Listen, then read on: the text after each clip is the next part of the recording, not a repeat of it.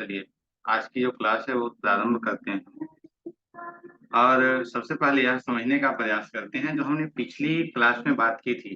तो पिछली क्लास में बात हमारी यही हुई थी, दो भाव यदि एक साथ युति में हैं, दो भाव यदि एक साथ युति में हैं तो रिजल्ट क्या आएगा। जैसे मान लीजिए प्रथम भाव और पंचम भाव, पांचवा और पहला भाव, ये दोनों यदि कंजंक्शन में हैं, यदि एक साथ युति में हैं, तो रिजल्ट वो कैसे देंगे।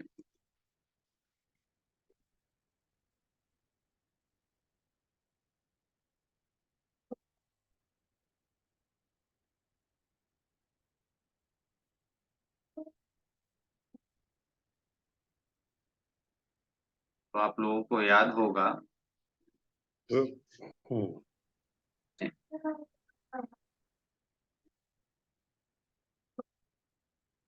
तो आप लोगों को याद होगा कि पिछले क्लास में जो हमने बात किया था वो बात किया था प्रथम भाव और पंचम भाव, फर्स्ट हाउस और फिफ्थ हाउस। फर्स्ट हाउस क्या है, हम स्वयं हैं। और पांचवा भाव क्या है, हमारे पूर्व जन्म के कर्म हैं। ठीक है। तो जो पूर्व जन्म का कर्म है वो किसके साथ हो गया, वो हमारे साथ हो गया, क्योंकि प्रथम हाउस क्या है, हम खुद हैं। और पांचवा हाउस क्या है, पूर्व जन्म के कर्म है। तो पूर्व जन्म के कर्म किसके साथ हो गए, हमारे साथ हो गए। अब एक और प्रश्न यहाँ उठता है कि जो पूर्व जन्म के कर्म हैं वो क्या पुण्य कर्म हमारे साथ हैं या पाप कर्म हमारे साथ हैं। तो इसे डिफ्रेंशिएट करने के लिए सिर्फ वही थोड़ा सा अपने कॉमन सेंस को लगाना है। यदि पांचवें भाव में बैठा हुआ ग्रह, माफ करना, पांचवें भाव का जो स्वामी है, जो फिफ्थ हाउस का लॉर्ड है, वो यदि पुण्य ग्रह है तो पुण्य कर्म है, यदि वो पाप ग्रह है तो पाप कर्म है। इसे डिफ्रेंशिएट करने के लिए, इसे अलग तरीके से समझने के लिए दो कुंडली हम तैयार करेंगे। कुंडली ए, आप कुंडली ए बना लीजिए कन्या लग्न की। कन्या लग्न की कुंडली बना लीजिए एक। फिर उससे एक दूसरी कुंडली जो कुंडली बी होगी वह उससे थोड़ी विपरीत होगी। यह जो कुंडली रहेगी वह मिथुन लग्न की रहेगी। पहले कन्या लग्न की एक कुंडली बनाइए।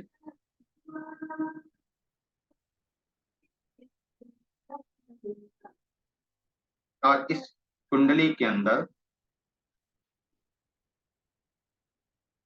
बुध और शनि को सातवें भाव में लिख दीजिए, सेवेंथ हाउस में बुध और शनि को लिख दीजिए। ठीक है। फिर जो दूसरी कुंडली है मिथुन लग्न की, उसमें बुध और शुक्र को सातवें भाव में बिठा दीजिए। ये दोनों में आप देख रहे होंगे कि बुध जो है वो लग्नेश है, और शुक्र जो है कुंडली बी में वो पांचवें भाव का स्वामी है, और कुंडली ए में शनि जो है वो पांचवें भाव का स्वामी है। तो कुंडली ए में शनि क्या है, मैलेफिक प्लैनेट है। मैलेफिक अर्थात अशुभ प्लैनेट है। तो जिसके अनुसार हम यहाँ यहाँ स्पष्ट रूप में देख रहे हैं,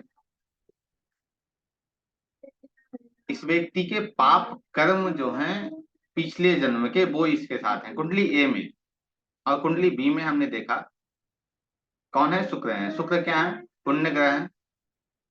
तो इस स्थिति में कुंडली बी में बुध और शुक्र की युति अर्थात प्रथम और पंचम भाव की युति यह स्पष्ट कर रही है इस व्यक्ति के जो पुण्य कर्म हैं वह इसके साथ हैं। इस व्यक्ति के जो पुण्य कर्म हैं वह इसके साथ है। ठीक वैसे ही जैसे सूर्य और गुरु की युति होती है, जब आप आगे चलकर बीएनएन में चलोगे तो बीएनएन में आपको दिखेगा सूर्य और गुरु की युति। गुरु क्या है, जीव है। और सूर्य क्या है, जो कालपुरुष की कुंडली है। कालपुरुष कुंडली जो है वो मेष लग्न से होती है। तो कालपुरुष कुंडली में पंचम भाव का स्वामी कौन है, सूर्य है।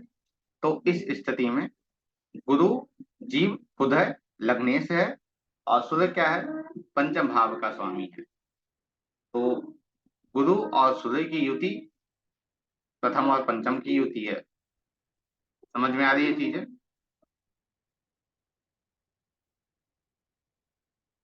सर फिर से एक्सप्लेन करेंगे क्या? अवश्य।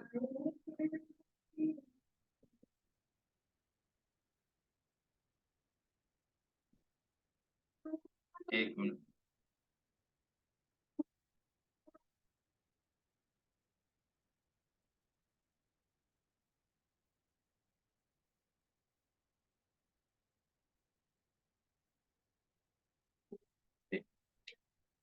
इसे प्रथम भाव और पंचम भाव, फर्स्ट हाउस और फिफ्थ हाउस।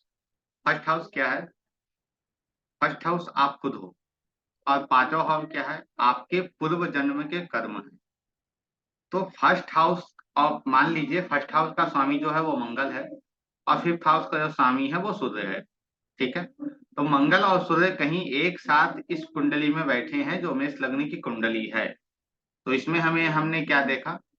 इसमें हमने यह स्पष्ट रूप में देखा कि इस कुंडली के अंतर्गत प्रथम और पंचम की युति है, जिससे हमें यह स्पष्ट हो रहा है प्रथम भाव व्यक्ति खुद है, पांचवा भाव उसके पूर्व जन्म के कर्म है। पुण्य कर्म या पाप कर्म, वो हम पाप ग्रह और पुण्य ग्रह से डिफ्रेंशिएट करेंगे।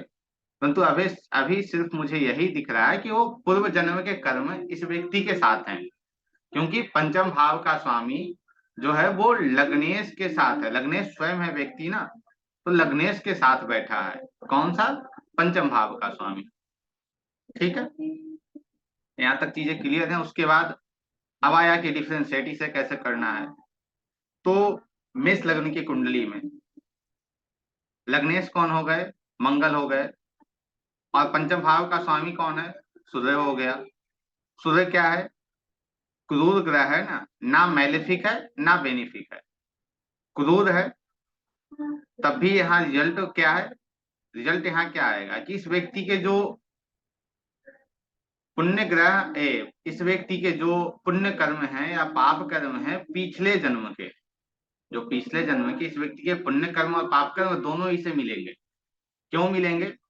जैसे एक तराजू पे हम रखते हैं पाप और पुण्य को, वैसे ही तौल कर सूर्य देता है किसी भी चीज को, क्योंकि सूर्य क्या है? पिता है ना। तो सूर्य पांचवे का स्वामी हो रहा है। तो सूर्य यहाँ पे कैसे चीजों को दे रहा है? तौल कर, कि भाई पाप भी तुमने किया है पुण्य भी किया है, तो दोनों के रिजल्ट तुम्हें मिलेंगे, पाप कर्म भी मिलेंगे और पुण्य कर्म भी मिलेंगे। ठीक। वैसे ही मैंने अभी दो कुंडली पे चर्चा की। एक मिथुन लग्न की कुंडली है, कुंडली ए, लिख लीजिए कुंडली ए मिथुन लग्न की है। और कुंडली बी जो है वो कन्या लग्न की है। मिथुन लग्न की कुंडली में सेवेंथ हाउस में, मिथुन लग्न की कुंडली में सेवेंथ हाउस में बुध और शुक्र बैठे हैं। बुध और शुक्र बैठे हैं मिथुन लग्न की कुंडली में सेवेंथ हाउस में। बुध क्या है? स्वयं लग्नेश है। और शुक्र कौन है? वो पंचम का, पंचमेश कहें या पंचम का स्वामी या फिफ्थ लॉर्ड कहें हम। ठीक है, तो शुक्र यहाँ पे क्या हो रहे हैं? मैलिफिक है या बेनिफिक है? आप लोग लिखकर हमें बताएंगे। शुक्र क्या है? मैलिफिक है या बेनिफिक है? बताइए। शुक्र जो है वो मैलिफिक है या बेनिफिक है?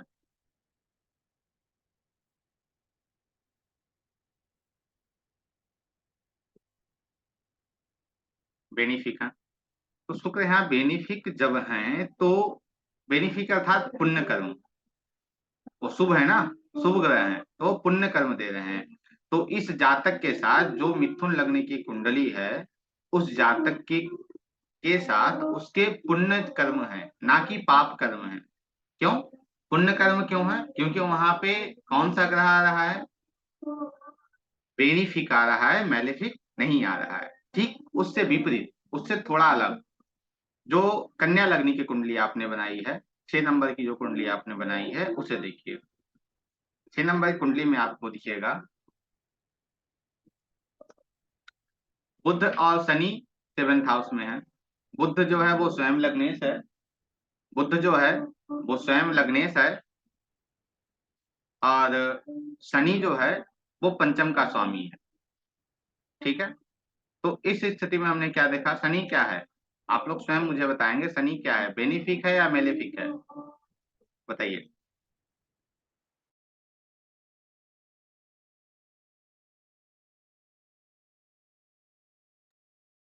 तो शनि यहाँ पे क्या हो गए, मेलेफिक है।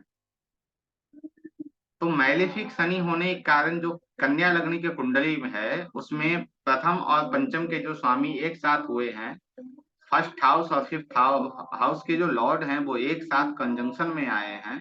तो यह स्पष्ट रूप से यह दिखा रहा है कि इस व्यक्ति के जो पाप कर्म है वो इसके साथ है, ना कि पुण्य कर्म नहीं है, पाप कर्म है। क्यों है, क्योंकि पापी ग्रह इस व्यक्ति के लग्नेश के साथ बैठा है। क्लियर है, अब तो चीजें क्लियर हो गई होंगी। तो इसे हम ऐसे डिफ्रेंशिएट करेंगे कि भाई एक कैसे रिजल्ट वो दे रहा है, पाप ग्रह है या पुण्य ग्रह है।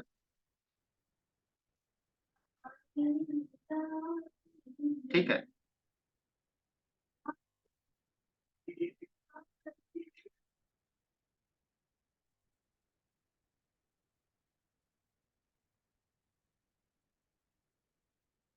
ठीक वैसे ही पंचम भाव का स्वामी और छठे भाव का स्वामी यदि एक साथ बैठ जाए तो, पंचम भाव का स्वामी और छठे भाव का स्वामी यदि एक साथ बैठ जाए, जो आपके प्रश्न आ रहे हैं समीर जी उस पे हम लास्ट में चर्चा कर लेंगे, अभी जो लेक्चर है उसे हम डिलीवर कर लेते हैं। ठीक है, एक कुंडली बनाइए।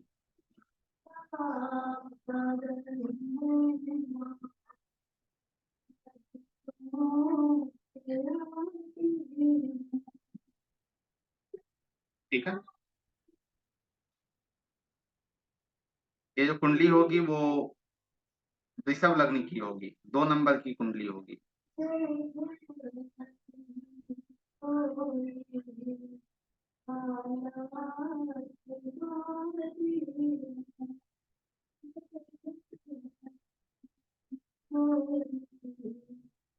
इस कुंडली में भी शुक्र को आप सप्तम 7th हाउस में डाल दीजिए, 7वें भाव में।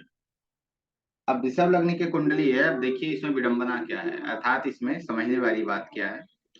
वृषभ लग्न की कुंडली है, लग्न शुक्र हैं और छठे भाव के स्वामी भी शुक्र हैं, छठे भाव के स्वामी भी शुक्र हैं और लग्नेश भी शुक्र हैं।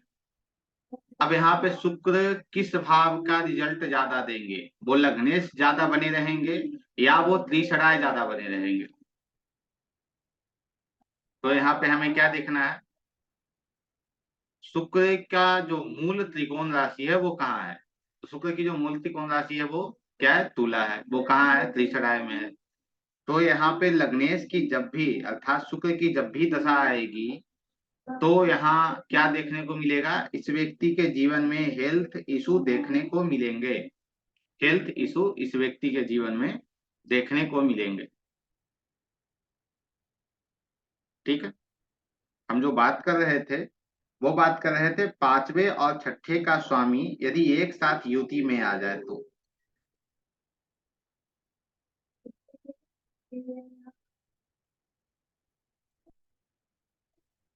इस कुंडली में क्या हमने देखा, छठे पांचवे का स्वामी कौन है, बुध है, छठे का स्वामी कौन है, शुक्र है। अब बताइए क्या इस व्यक्ति के लिए, इस जातक के लिए यह युति अच्छा है या बुरा है, आप लोग बताएंगे मैसेज के द्वारा। इस जातक जो वृषभ लग्न की कुंडली है, इस जातक के कुंडली में बुध और शुक्र का जो कंजंक्शन है, पांचवे और छठे के स्वामी की जो युति है वो क्या इस जातक के लिए अच्छी है या बुरी है, आप लोग बताइए। देखना चाह रहे हैं कि क्या 25 दिनों में आपने कुछ प्रैक्टिस किया है या फिर ऐसे ही रखा रह गया सब कुछ, और साथ में क्लास भी चलती रहेगी। पांचवे और छठे भाव के, जी पांचवे और छठे भाव के स्वामी की जो युति है वो एक साथ, वो ठीक है या नहीं है। समीर जी ठीक नहीं है आपने कहा, मैं आपको अनम्यूट कर रहा हूँ, आप बताइए कैसे ठीक नहीं।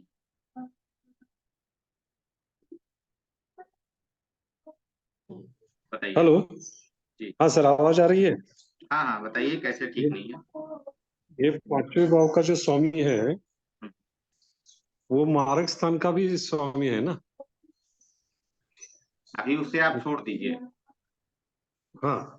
अभी सिर्फ हम बात कर रहे हैं पांचवे का स्वामी जो है वो छठे के साथ है, तो क्या वो फल दे रहा है। उसे छोड़ दीजिए कि वो मारक का स्वामी है। यदि मारक को आप लेते भी हैं तो बुध की जो मूल हाँ हाँ। त्रिकोण राशि है वो पांचवे में आ रही है, तो बुध जो है वो पांचवे भाव को ही ज्यादा कंसिडर कर रहा है, ना कि दूसरे को।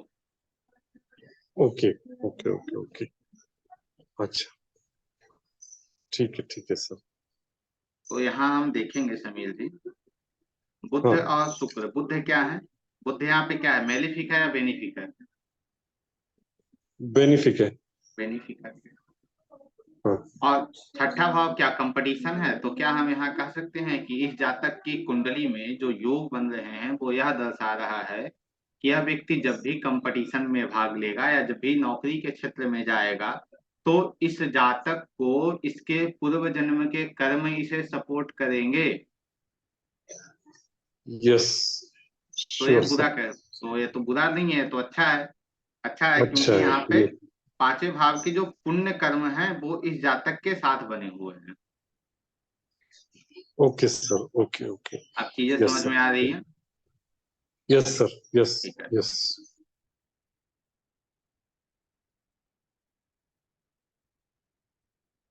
ठीक वैसे ही एक और कुंडली बनाइए, क्योंकि ये जो चीजें मैं आज आप लोगों को बता रहा हूँ आप लोगों को भले ही याद ना हो, ये पिछली जो आज के 25 से 26 दिन पहले जो हमारी क्लास हुई थी उस क्लास में इन सब चीजों को बताया गया था, परंतु आप लोग सब भूल चुके हैं। क्यों भूले? क्योंकि आपने प्रैक्टिस नहीं किया। यदि प्रैक्टिस में आप कंटिन्यू रहते तो इसे भूल नहीं पाते। और सदैव याद रखिएगा, ये जो ज्योतिष विषय है ना, वो पढ़ने का विषय नहीं है। आपने कितना पढ़ा वो विषय है ही नहीं। विषय यह है कि आपने प्रैक्टिस कितनी की है, तो ज्योतिष आपका मजबूत है या फिर अच्छा है। साथ ही प्रैक्टिस के साथ आपका जो कॉमन सेंस है वो ज्योतिष में कितना बेहतर काम कर रहा है। आप कितने एक्टिव हैं जब आप किसी कुंडली पे काम कर रहे हैं, तो चीजें और क्लियर होंगी और अच्छे से आपके समझ में आएंगी। ठीक है, तो प्रैक्टिस कंटिन्यू करना है। अब हम बात करते हैं, ये जो कुंडली एक और बनाइए और इसमें सप्तम और नवम भाव के स्वामी एक साथ बैठे हैं। ये जो कुंडली होगी,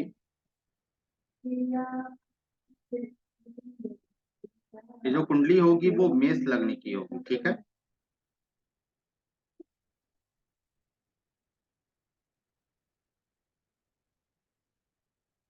सप्तम भाव के स्वामी शुक्र सप्तम में ही है और साथ में गुरु है सप्तम। ठीक है, तो इस कुंडली पे आप बताइए कि क्या ये मेलिफिक है या बेनिफिक है, अच्छा है या बुरा है। गुरु हैं स्वयं बेनिफिक हैं, जो 100% अच्छे रिजल्ट देते हैं। साथ में नवम भाव के स्वामी हैं, बहुत अच्छा है। कैसे मेलेफिक है भैया? गुरु, गुरु बेनिफिक है ना कि मेलेफिक है? मेष लग्न है। ठीक है, तो इस कुंडली में, तो इस कुंडली के अंतर्गत चीजें क्या मिल रही हैं। मेष लग्न की कुंडली है, इसमें शुक्र और गुरु सातवें भाव में एक साथ बैठे हैं।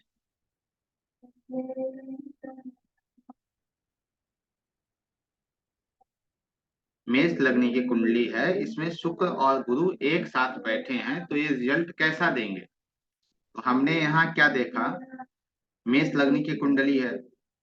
ठीक है, सातवें और नौवें भाव के स्वामी एक साथ बैठे हैं। अच्छा, आप लोगों को याद है मैंने आपको पिछली कक्षा में कुछ चीजें बताई थी। पारस पत्थर मैंने बताया था, याद होगा। प्रथम भाव, पंचम भाव, नवम भाव और दसम भाव। First house Lord, fifth house Lord, ninth house Lord और 10th हाउस लॉर्ड, ये जो होते हैं कुंडली में पारस पत्थर होते हैं। ये जिस भी, ये जो है वो जिस भी भाव के स्वामी के साथ या जिस भी ग्रह के साथ होते हैं उसे वो तार देते हैं, तारनहार हो जाते हैं उसके लिए। क्यों? क्योंकि ये फंक्शनल रूप में बेनिफिक है ना, फंक्शनल रूप में बेनिफिक है। याद है आप लोगों को या फिर याद नहीं है? पिछली कक्षा में ही बात हुई थी ना हमारी, प्रथम भाव और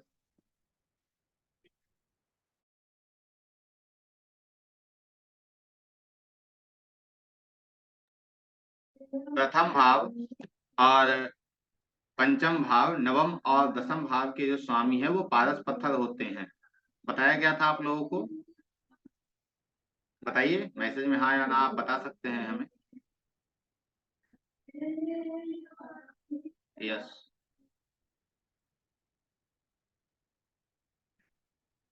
तो इसे समझने का प्रयास कीजिए, क्योंकि आपने पिछली वीडियो ना देखी है और ना रिकॉर्डिंग आपने सुना है, ना क्लास लगता है आपने अटेंड किया है, ठीक है? क्योंकि यदि रिकॉर्डिंग को आप सुने होते तो आप लोगों को याद होती है सब चीजें, ठीक है?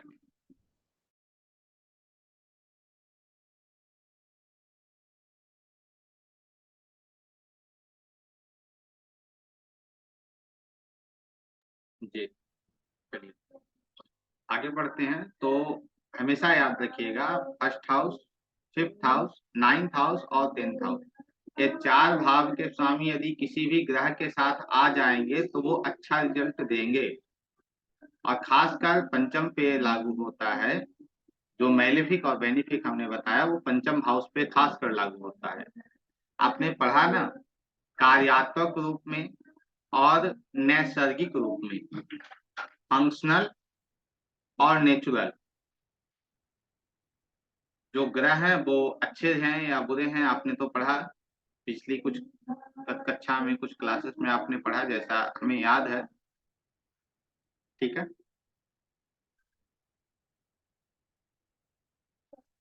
ध्यान रखिए, यदि हम किसी भी ग्रह को दशा के अंदर देख रहे हैं तो सबसे पहले हमें यह देखना आवश्यक है कि वह ग्रह पीड़ित है या नहीं है।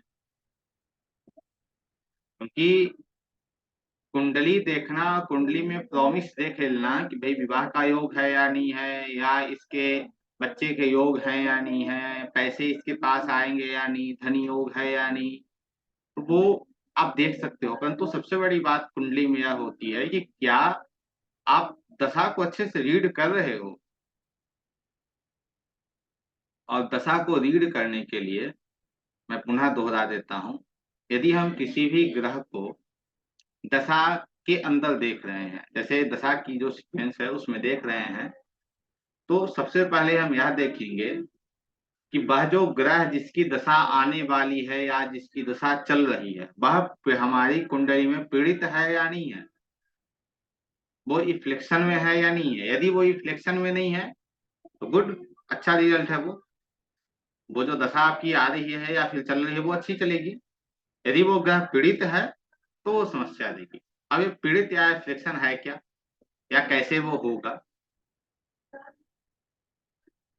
अर्थात वह ग्रह जो नैसर्गिक अशुभ ग्रह के संपर्क में है, या हम यह भी कह सकते हैं खास तौर पर राहु और केतु के संपर्क में है, तो वह ग्रह जो है वो पीड़ित अवस्था में है।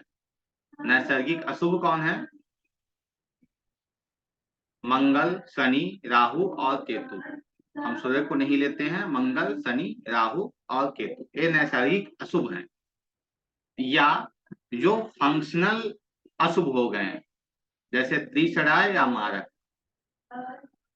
त्रिसड़ाय या मारक, ठीक है, जो कार्यात्मक रूप में या नैसर्गिक रूप में अशुभ ग्रह हैं, यदि उनके साथ कोई ग्रह आकर साथ में बैठ जाए, उसकी दशा चलने लगे। मान लीजिए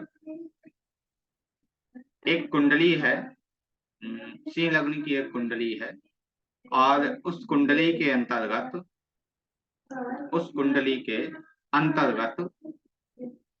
सूर्य की दशा प्रारंभ हो गई। सिंह लग्न की कुंडली है और सूर्य की दशा प्रारंभ हो गई।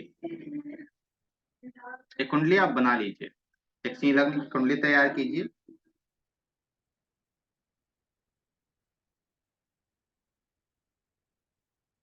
सिंह लग्न की कुंडली में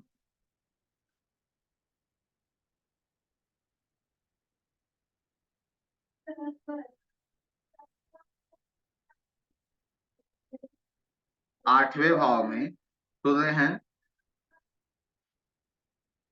राहु हैं और बुध हैं। सिंह लग्न की कुंडली है, उसमें 8th हाउस में सूर्य हैं, राहु हैं और बुध हैं। तो सबसे पहले सूर्य लग्नेश हैं और वो कहाँ गए, 8वें भाव में चले गए। एक दूसरा, साथ में राहु आ गया जो नैसर्गिक अशुभ है, और साथ में बुध आ गया। बुध क्या है, त्रिशराय है, 3 6 11, 11वें भाव का लॉर्ड है बुध। तो ये कार्यात्मक रूप में, फंक्शन रूप में बुध अशुभ है, मैलेफिक है। और राहु जो है वो नैसर्गिक रूप में अशुभ है, और सूर्य खुद 8वें में चले गए। तो इस स्थिति में जब भी सूर्य की दशा आएगी इस जातक की कुंडली में, तो इसके लिए हेल्थ संबंधित वो समस्या देगा। क्यों देगा, क्योंकि सूर्य लग्नेश है और शरीर के भी कारक है। सूर्य क्या है, लग्नेश है और शरीर के भी कारक हैं, इसलिए यहाँ पे जो सूर्य हैं वो समस्या क्रिएट करेंगे इस जातक के जीवन में खासकर। एक दो रूल और मैंने आपको बताया था। लग्नेश यदि पीड़ित है तो हेल्थ संबंधित समस्या वो देगा। कहाँ देगा, शरीर की हानि वो करेगा। और यदि छठा भाव या छठे भाव का स्वामी यदि पीड़ित है तो वो हेल्थ संबंधित समस्या देगा। या हम कहें तो दोनों, लग्नेश या छठा भाव, लग्न या छठा भाव यदि पीड़ित है किसी भी स्थिति में, वो समस्या किसे देगा, वो आपके शरीर को, आपकी हेल्थ को समस्या वो देगा। वैसे ही यदि यदि चौथा भाव का स्वामी पीड़ित हो जाए तो वो समस्या किसे देगा, माँ को देगा, प्रॉपर्टी को देगा, पीस ऑफ माइंड को देगा, देगा ना।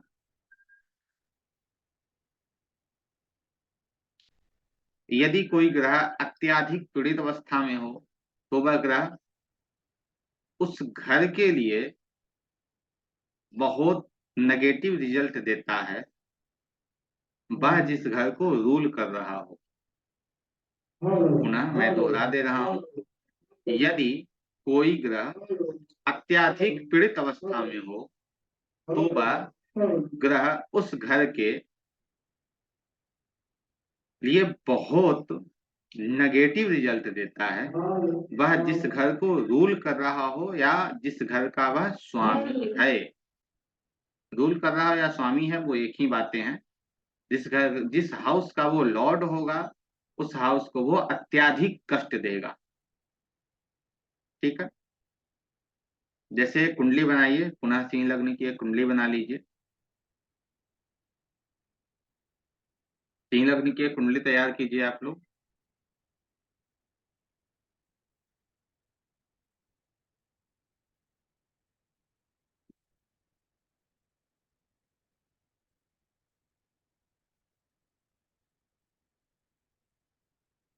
और इस कुंडली में 8वें भाव में शुक्र, राहु और शनि को लिख दीजिए। इस कुंडली में 8वें भाव में शुक्र, राहु और शनि को लिख दीजिए। आप लोगों के जो भी प्रश्न हैं वो हम 10 मिनट ब्रेक लेकर देख लेंगे, ठीक है। अभी इसे देख लेते हैं।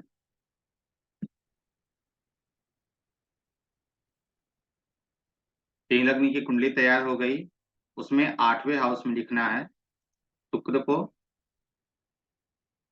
राहु को और शनि को। अब आप लोग मुझे बताएंगे इस कुंडली के अंतर्गत क्या शुक्र की स्थिति क्या है, अर्थात इस कुंडली में शुक्र जो है वो किस स्थिति में है, या कहें तो शुक्र की जब दशा आएगी तो इस जातक का जो जीवन है वो कैसा रहेगा, बताइए। सबसे पहले आप शुक्र को देखिए, शुक्र कहाँ है।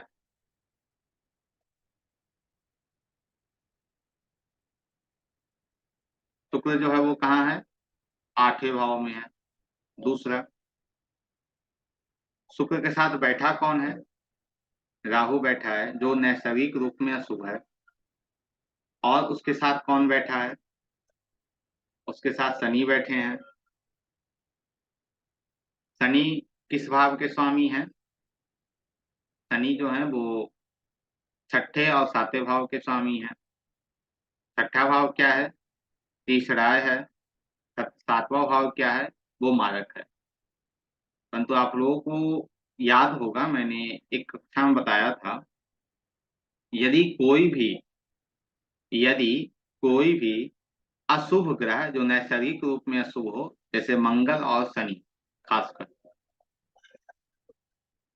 यदि वो केंद्र का स्वामी हो जाता है तो वह अपनी अशुभता को खो देता है, उसकी अशुभता खत्म हो जाती है। पराशर जी ने यह एक सूत्र दिया है। ठीक है, तो यहाँ तो हमें समझ में आ गया कि मारक को हम नहीं लेंगे, परंतु वो तीसराय भी है शनि। शनि नैसर्गिक रूप में मैलेफिक है और फंक्शनल भी मैलेफिक है। क्यों है, क्योंकि वो 6ठे भाव और 7वें भाव का लॉर्ड है। 7वें को हम नहीं लेंगे क्योंकि पराशर जी ने मना कर दिया है कि नहीं लेना है, परंतु 6ठे को हम लेंगे। तो जो 6ठा भाव है उसके भी स्वामी है शनि। तो नैसर्गिक और कार्यात्मक, नेचुरल और फंक्शनल, दोनों रूप में शनि क्या है, अशुभ हो गए। राहु खुद अशुभ है, नैसर्गिक अशुभ है, और इन दोनों के बीच में कौन आ गए, शुक्र आ गए। तो शुक्र यहाँ क्या हो रहे हैं, पिट रहे हैं दोनों से।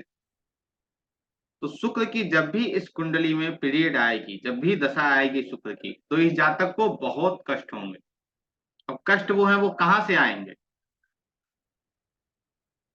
शुक्र जिस घर को रूल कर रहा है वहां से इस जातक को कष्ट देखने को मिलेंगे। शुक्र कौन कौन से घर को रूल कर रहा है, शुक्र जो है वो तीसरे भाव को रूल कर रहा है और 10वें भाव को रूल कर रहा है। तीसरा भाव क्या है, कम्युनिकेशन है, डॉक्यूमेंट है, छोटा भाई है, यहाँ समस्या इस व्यक्ति को मिलेगी। 10वां हाउस क्या है, प्रोफेशन है, कर्म है, यहाँ समस्या देखने को मिलेगी।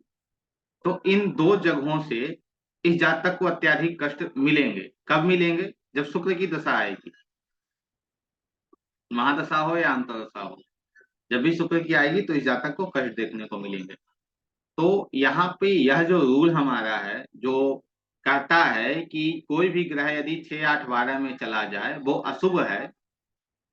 जैसे आपने कहीं कुछ भी पढ़ा हो या कुछ भी आप ज्योतिष के बारे में जानते हो, तो यह स्पष्ट कहा जाता है ना कि 6, 8, 12 में यदि कोई भी ग्रह चले जाएं तो वो अशुभ हैं, अशुभ फल देते हैं।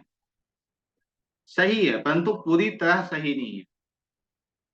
कैसे पूरी तरह सही नहीं है, जब तक वो ग्रह किसी अन्य नैसर्गिक अशुभ ग्रहों से संपर्क में ना हो, या हम कहें तो किसी मैलेफिक ग्रह से वो पीड़ित ना हो, तब तक वो जो रिजल्ट है वो खराब नहीं अपना करेगा। अर्थात वो ऐसा नहीं है कि 6ठे में जाते ही वो खराब हो जाएगा।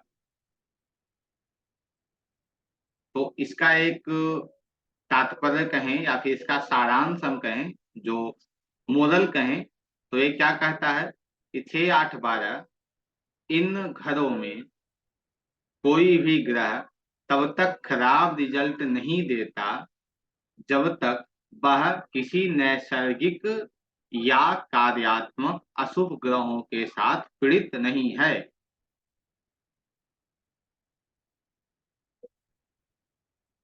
इसे समझने के लिए दो कुंडली आप तैयार कर लीजिए। कुंडली ए मेष लग्न की, कुंडली बी सिंह लग्न की। तैयार कीजिए, कुंडली ए मेष लग्न की, कुंडली बी सिंह लग्न की। और कुंडली तैयार होती है तो मुझे आप बताइए।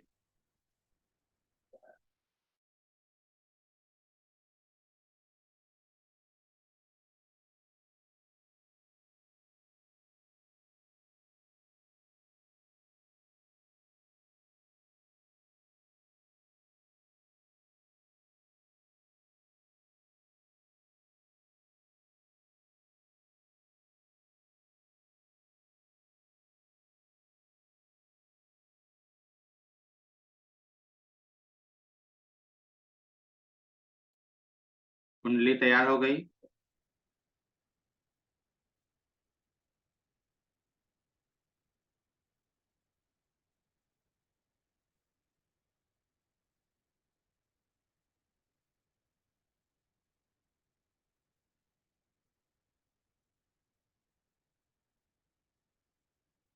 चलिए ठीक है।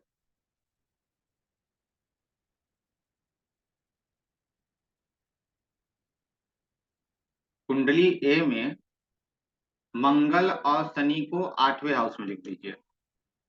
कुंडली ए में मंगल और शनि को 8th हाउस में डाल दीजिए। और कुंडली बी जो सिंह लग्न की है उसमें सूर्य और गुरु को 6ठे भाव में डाल दीजिए। 6th हाउस में सूर्य और गुरु और 8वें भाव में मंगल और शनि। ठीक है। अब इन दोनों कुंडली में हम डिफ्रेंशिएट करेंगे। सबसे पहले कुंडली ए को देखते हैं। इस कुंडली में मंगल की क्या स्थिति है। तो इस कुंडली में हमने देखा मंगल स्वयं क्या है, लग्नेश है, अच्छा है, परंतु वो कहाँ गए, अष्टम में गए। यहाँ तक कोई समस्या नहीं है, 8वें में गए हैं तो कोई दिक्कत नहीं है। ठीक है। परंतु वो जो जहां बैठे हैं वहां एक और ग्रह बैठा है, वो शनि है। और शनि क्या है, नैसर्गिक रूप में अशुभ है, नेचुरल मैलेफिक प्लैनेट है शनि। एक दूसरा, जब आप शनि की लॉर्डशिप देखोगे तो शनि जो है वो त्रिसराय 3 6 11, 3 6 11 त्रिसराय लॉर्ड है। तो कार्यात्मक या कहें तो फंक्शनल रूप में भी अशुभ है, फंक्शनल भी जो है वो मैलेफिक प्लैनेट है और नेचुरल मैलेफिक प्लैनेट है शनि। तो यहाँ पे शनि मंगल के साथ होने के कारण मंगल की स्थिति यहाँ क्या हो गई, मंगल यहाँ पीड़ित होगा। कैसे पीड़ित हो गया, शनि से पीड़ित हो गया। क्यों शनि से पीड़ित हो गया, क्योंकि शनि यहाँ नैसर्गिक और कार्यात्मक फंक्शनल और नेचुरल रूप में यहाँ क्या है, शनि अशुभ है, मैलेफिक प्लैनेट है। ठीक है। तो जब भी मंगल की दशा आएगी तो इस व्यक्ति को हेल्थ संबंधित इशू देखने को मिलेंगे। क्लियर हो गया। ठीक, कुंडली बी में चले जाइए। कुंडली बी की क्या स्थिति है, सूर्य कहाँ है, 6ठे में है। कुंडली, इस कुंडली में सूर्य की स्थिति कैसी है, सूर्य कहाँ है, 6ठे में है। ठीक है, कोई दिक्कत नहीं। और सूर्य क्या है, नैसर्गिक अशुभ ग्रह के साथ है। सूर्य के साथ कौन सा प्लैनेट है, गुरु है, जुपिटर है, नैसर्गिक अशुभ है। यदि गुरु की हम लॉर्डशिप देखें तो लॉर्डशिप देखिए वो 5वें भाव का स्वामी है। 5वां भाव क्या है, पारस पत्थर है ना, जैसा हमने बताया था। तो यहाँ पे गुरु क्या हो गए, फंक्शनल और नेचुरल दोनों में बेनिफिक प्लैनेट हो गए, बहुत अच्छे प्लैनेट हो गए, नैसर्गिक और कार्यात्मक रूप में भी। तो यहाँ पे जब भी सूर्य की दशा आएगी तो इस जातक को अच्छे परिणाम मिलेंगे। सूर्य की दशा आएगी तो इस व्यक्ति को अच्छे परिणाम मिलेंगे। यहाँ पे एक और प्रश्न आप लोगों का हो सकता है, मंगल अपनी ही राशि में है तो यहाँ पे थोड़ा इस व्यक्ति के कष्ट में थोड़ी चीजें जो है वो कम हो जाएंगी क्योंकि वो अपने घर में बैठा है, परंतु पूरी कष्ट जो है वो कम नहीं हो सकती हैं। क्योंकि सदैव याद रखिएगा, जो झगड़े करने वाला है वो झगड़ा ही करेगा, वो प्रेम से आपसे बात नहीं करेगा। इस चीज को हमेशा याद रखिएगा।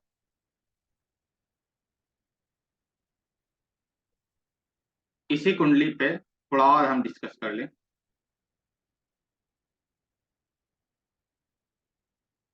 या एक और कुंडली अलग बना लीजिए, 3 लग्न की कुंडली रहेगी, उसमें 8वें भाव में सूर्य और शनि को बिठा दीजिए।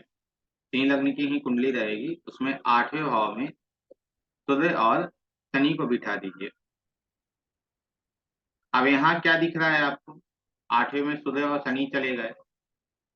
अब सूर्य, अब जो है वो सूर्य की स्थिति क्या हो गया, अब इस कुंडली में सूर्य पीड़ित हो गया या नहीं हुआ, बताइए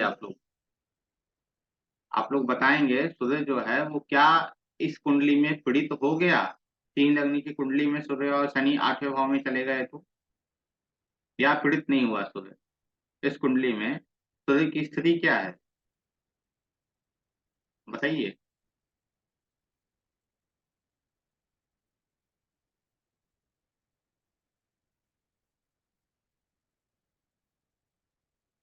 हम ही बता दें।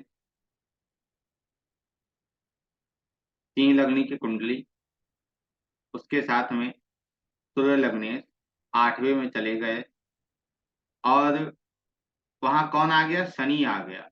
शनि क्या है? नैसर्गिक अशुभ ग्रह है। शनि क्या है? नैसर्गिक अशुभ ग्रह है। और साथ में वो त्रिषडाय भी हो गया। त्रिषडाय अर्थात 6ठे भाव का स्वामी भी हो गया। तो एक तो कार्यात्मक रूप में भी अशुभ हो गया और नैसर्गिक अशुभ है ही, और उसके साथ में सूर्य चले गए। तो सूर्य यहाँ क्या हो गए? पीड़ित हो गए, एफ्लिक्शन में आ गए। तो जब भी सूर्य की दशा आएगी तो इस जातक को समस्या होगी। क्या समस्या होगी? लग्न संबंधित समस्या होगी, नेम फेम में समस्या होगी, स्वास्थ्य में समस्या होगी, व्यापार में समस्या होगी।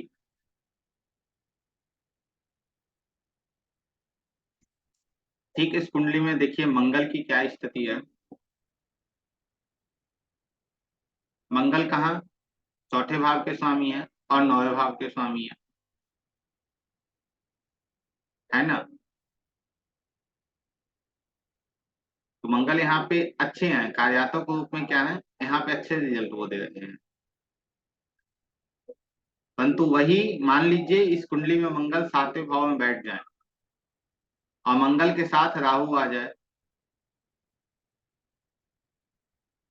और ठीक वहां मंगल के साथ राहु, राहु के साथ शनि भी आ जाए, तो चीजें तुरंत विपरीत हो जाएगी, बदल जाएगी। क्यों बदल जाएंगी? क्योंकि मंगल यहाँ क्या हो जाएंगे? इफ्लेक्शन में आ जाएंगे। और जब मंगल इफ्लेक्शन में आएंगे तो वो समस्या कहाँ देंगे? पिता को समस्या देंगे, हायर एजुकेशन को समस्या देंगे, धर्म को समस्या देंगे, माँ को समस्या देंगे, भूमि भवन और वाहन को समस्या देंगे। ठीक इसी कुंडली में या एक अलग कुंडली बना लीजिए, 3 लगनी की ही कुंडली रहेगी।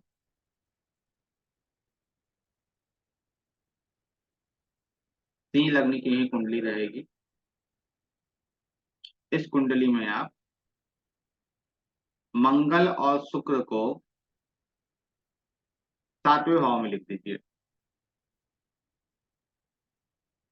मंगल और शुक्र को 7वें भाव में लिख दीजिए।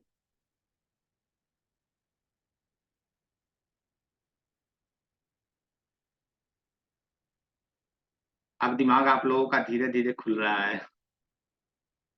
25 दिन से बंद था, अब ढक्कन जो है वो हट रहा है धीरे धीरे।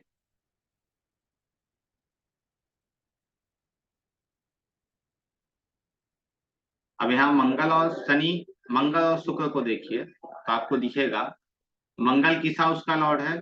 4th हाउस का। शुक्र किस हाउस का लॉर्ड है? 10th हाउस का। तो इस कुंडली में यदि हम मंगल को रीड करते हैं, शुक्र को ना रीड करके मंगल को रीड करते हैं, यहाँ देखिए चीजें विपरीत कैसे हो जाती हैं। आपके कॉमन सेंस को लगाने से चीजें बदल जाएंगी। यदि हम मंगल को रीड करते हैं तो मंगल कहाँ है? चौथे का स्वामी है, 7वें में बैठा है। ठीक है। मंगल के साथ कौन है? शुक्र है। शुक्र क्या है? बेनिफिक है। बेनिफिक है ना? 10वें का स्वामी है, बेनिफिक है। लेकिन थोड़ा और घूम जाए हम तो शुक्र जो है वो तीसरे भाव का भी स्वामी है, त्रिषणाय भी है। तो यहाँ कार्यात्मक रूप में शुक्र क्या हो गया? अशुभ हो गया। तो ये समस्या कहाँ क्रिएट करेगा? मंगल के साथ बैठा है, मंगल किस हाउस का लॉर्ड है? चौथे का और 9वें का। तो माँ और पिता को समस्या क्रिएट करेगा, भूमि भवन वाहन हायर एजुकेशन में समस्या देगा। ठीक है। अब हम शुक्र को रीड करते हैं। शुक्र यहाँ क्या कर रहा है? शुक्र 10वें का स्वामी है और 7वें में बैठ गया है। शुक्र के साथ कौन है? मंगल है, जो नैसर्गिक अशुभ है, परंतु कार्यात्मक रूप में यहाँ क्या है? शुभ है। क्योंकि चौथा और 9वां, एक विष्णु स्थान एक लक्ष्मी स्थान है ना, एक विष्णु स्थान है एक लक्ष्मी स्थान है, दोनों का स्वामी मंगल है। तो मंगल यहाँ पे शुभ हो गए। मंगल क्या है? यहाँ पे बेनिफिक रिजल्ट देने वाले हैं। बेनिफिक यहाँ मंगल हैं, परंतु देखिए गौर कीजिए, मैंने कुछ देर पहले आप लोगों से क्या कहा कि जिसे झगड़ा करना है वो झगड़ा ही करेगा। तो शुभ होने के बाद भी मंगल अपनी प्रवृत्ति को नहीं छोड़ सकता है, या हम कहें तो मंगल अपनी जो है, एक किस्मत होती है एक फितरत होती है, तो अपनी फितरत को मंगल कभी नहीं छोड़ सकता है। मंगल की किस्मत बदल गई, वो नैसर्गिक अशुभ से कार्यात्मक शुभ हो गया, परंतु वो अपनी फितरत नहीं बदलेगा, अर्थात उसे झगड़े करने हैं तो करेगा ही। तो इस जातक के कुंडली में जब भी शुक्र की अंतर्दशा आएगी, शुक्र की अंतर्दशा आएगी, तो मंगल के साथ बैठा है, मंगल चौथे भाव का स्वामी है, तो ये गाड़ी खरीद लेगा। जैसे भी गाड़ी खरीद लेगा। क्यों खरीद लेगा? क्योंकि चौथे के स्वामी के साथ शुक्र बैठा है, तो लक्षण वहां से तो वो चीजें वो डिलीवर कर देगा। परंतु जैसे ही गाड़ी व्यक्ति खरीदेगा, गाड़ी लेते ही घर के सामने लगाएगा, कहीं स्क्रैच लग जाएगा गाड़ी पे, या कहीं से कोई आकर ठोक कर निकल जाएगा, अर्थात तो गाड़ी लेते ही एक्सीडेंट हो जाएगा।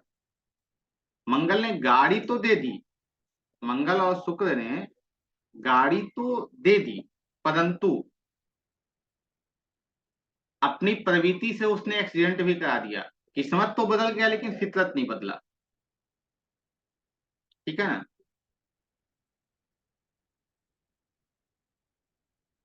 तो ऐसे ग्रहों को रीड करना है आपको। ठीक है,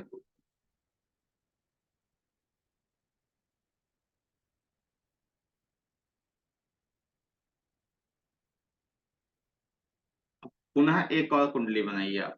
ये लास्ट कुंडली है आज की, बना लीजिए। ठीक है, ये जो कुंडली है वो सिंह लग्न की है। ये जो कुंडली है वो सिंह लग्न की है।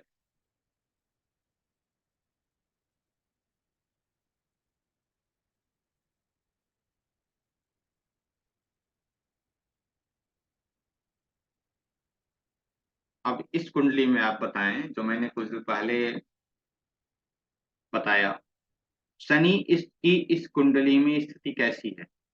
इस कुंडली में शनि की जो स्थिति है वो कैसी है? सिंह लग्न की कुंडली, शनि कौन कौन घर के स्वामी हो गए? छठे और सातवें भाव के स्वामी। छठा त्रिषणाय है, सातवां मारक है, परंतु व्यासर जी ने कहा है कि वो अपनी अशुभता खो देता है,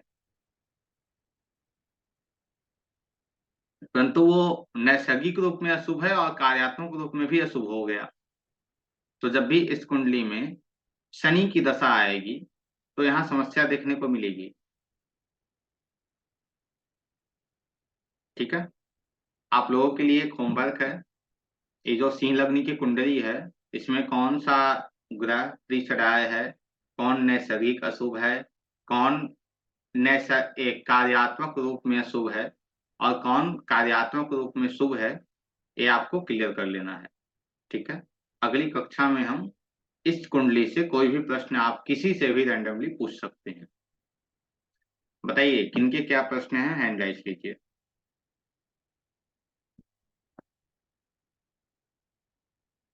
किन्हीं के कोई प्रश्न हैं तो आप हैंड राइज कीजिए।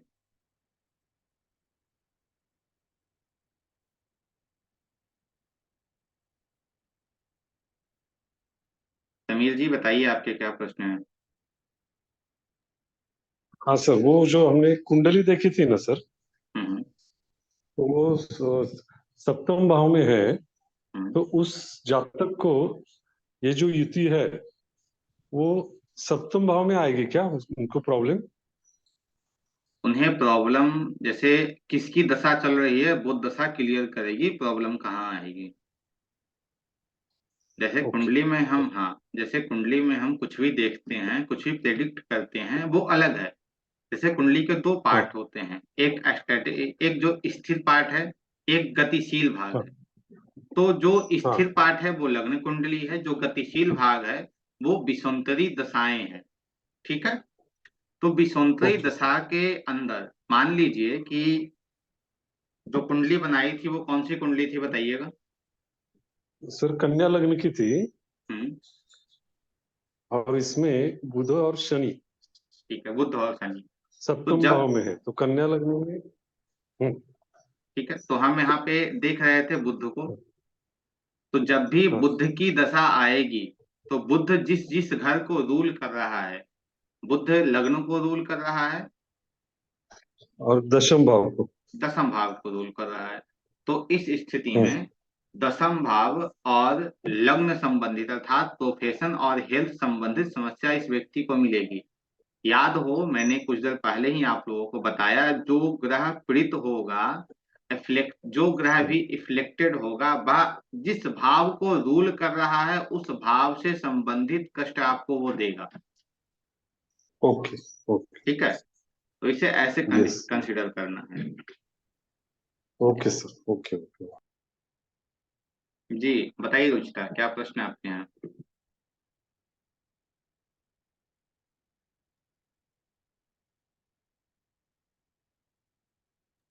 सर मैं बोल रही थी कि लग्नेश खुद ही मतलब मंगल खुद ही 6 हाउस में आ गए। तो और वहां पे मतलब वो फर्स्ट मतलब मंगल का कौन से वृश्चिक राशि की कुंडली है सर। मंगल ठीक है। लग्नेश है, वो 6 हाउस में है। तो वो कैसे क्या होगा फिर? जैसे आपने प्रश्न ही गलत पूछा है। वृश्चिक, वृषभ या वृश्चिक लग्न की कुंडली है, और हम्म। उसमें मंगल लग्नेश है वृश्चिक लग्न की। हाँ ठीक है, वृश्चिक लग्न की कुंडली है, उसमें मंगल लग्नेश है, वो छठे में हाँ बैठा लग है। ठीक है। चढ़ गया, हाँ वही वही एग्जैक्टली हाँ। तो और कोई ग्रह क्योंकि साथ खुद में है? वहां भी नहीं सर, नहीं, नहीं तो है। मंगल वहाँ इफ्लेक्टेड नहीं है, मंगल वहाँ कष्ट नहीं दे रहा है। थोड़े कष्ट मिलेंगे, हेल्थ संबंधित समस्या मिलेगी। क्यों? क्योंकि जो हेल्थ का स्वामी है वो कहाँ चला गया, रोग ऋण और शत्रु में चला गया। तो हेल्थ पर संबंधित थोड़े इशू आएंगे। सर पर आप बोलते हैं ना सर, लग्नेश कहीं भी जाए तो कोई दिक्कत नहीं होती, और ऑलरेडी फर्स्ट हो, बोलते हैं ना आप ऐसे। एंड हम बता, अपार्ट फ्रॉम दैट मंगल खुद ही वहां पे 1 लिखा है, मतलब वृश्चिक लग्न में 6 हाउस फर्स्ट वो हो गया ना वैसे। तो ठीक है। तो खुद मंगल वहीं पे है, तो एक तरह से वो पॉजिटिव ही है ना सर। हाँ ठीक है, वो पॉजिटिव ही है। मैं, लेकिन मैंने ये अवश्य कहा है कि लग्नेश कभी भी पीड़ित नहीं होता, लेकिन यदि उसके साथ कोई नैसर्गिक या फंक्शनल, कोई पीड़ित, कोई नैसर्गिक या फंक्शनल मैलेफिक प्लैनेट चले जाएं तो वो पीड़ित होता है। परंतु आप स्वयं अपना एक कॉमन सेंस लगा कर देखो। ठीक है। लग्नेश कहाँ गया, रोग ऋण और शत्रु के पास गया। वो कंपटीशन भी है, वो नौकरी भी है, परंतु वो हेल्थ को भी इशू कर रहा है, तो वो कहीं समस्या नहीं देगा आपको। परंतु त्रिसराय जो होते हैं वो प्रोफेशनली नहीं, पर्सनली थोड़ी समस्या वो देते हैं हेल्थ में। तो वो सब अच्छा करेगा, नौकरी इन सब चीजों में, कंपटीशन में बहुत बेहतर करेगा, परंतु हेल्थ संबंधित थोड़ी समस्या देखने को मिलेगी। सर और एक चीज सर, आपके वीडियोस देख रही थी तो हम्म। उसमें था एक जगह 8 हाउस, 8 हाउस की जो कारक तत्व है ना उसमें अदर वुमेन ऐसा भी रहता है। जी। अदर वुमेन मतलब ऐसा करके हाँ कोई हाँ। वो भी है ना कारक तत्व में उसके, है ना। हम्म। और अपार्ट फ्रॉम दैट मंगल में भी हिडन लव ऐसा कुछ कुछ भी रहता है, एक कारक जी हाँ। तत्व मंगल के उसके उसमें। जी हाँ। तो मतलब वो वैसे इसका मतलब क्या हुआ अगर 8 हाउस मतलब कन्या लग्न की कुंडली है, ठीक है। ठीक है। और हम्म। तो उस हिसाब से फिर 8 हाउस वो हुआ ना other women, and apart from that ये भी हिडन लव अफेयर भी हुआ, हालांकि राहु की दृष्टि भी पड़ रहा है। आप एक काम कीजिए, वो जो कुंडली है वो आप ग्रुप में शेयर कर दीजिए। उस कुंडली पे हम अगली क्लास में चर्चा कर लेंगे, आपकी जो चीजें हैं वो क्लियर हो जाएंगी। ठीक है। हाँ, क्योंकि मैं आपकी पुराने वीडियो सुन रही थी ना, हम्म। तब मैंने ये मतलब ये आपने कारकतत्व बताए थे, पर इसके बारे में कभी आपने कुछ बताया नहीं था। तो मैं हर कारकतत्व को पढ़ रही थी, देख रही थी, तब मैंने ये निकाला, तो मुझे लगा कि ऐसा है क्या, करके ऐसा होता है ठीक क्या। है, आप डिटेल शेयर कर दीजिएगा, ठीक है। जी सर, थैंक यू। आज के लिए इतना ही, और अगली कक्षा में हम बात करेंगे और विशेष कुछ अलग तथ्यों पर। आज के लिए सभी को जय श्री राधे, जय श्री राम, शुभ रात्रि।